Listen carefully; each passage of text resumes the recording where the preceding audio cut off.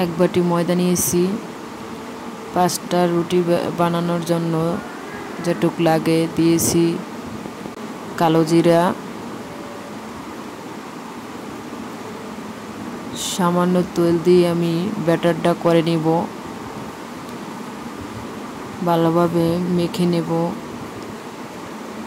তারপরে ঠান্ডা পানি দিয়ে আমি ভালোভাবে ব্যাটারটা মেখে নেব। এভাবে মেখে নেবেন। মেখে নেওয়ার পরে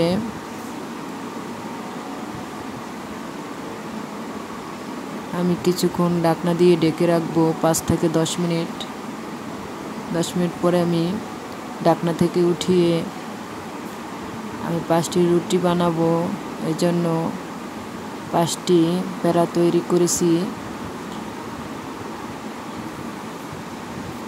এভাবে পাটার উপরে আমি বেলুন দিয়ে রুটি বেলে নেব একটি একটি করে।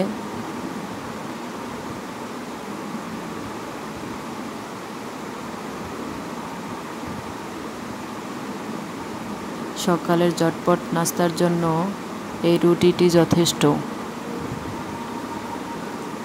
এখানে রুটিগুলো আমার বেলা হয়ে গেছে। এখন প্যান বসিয়ে রুটিগুলো আমি উল্টে পাল্টে দেব, উল্টে পাল্টে ভেজে নেব। অতি সংক্ষেপের জন্য এই রুটিটি যথেষ্ট। যার ভালো লাগবে সে সাবস্ক্রাইব করে পাশে থাকার বেল আইকনটি অন করে রাখবেন। আমি যা ভিডিও আপলোড করব আপনারা তা পেয়ে যাবেন।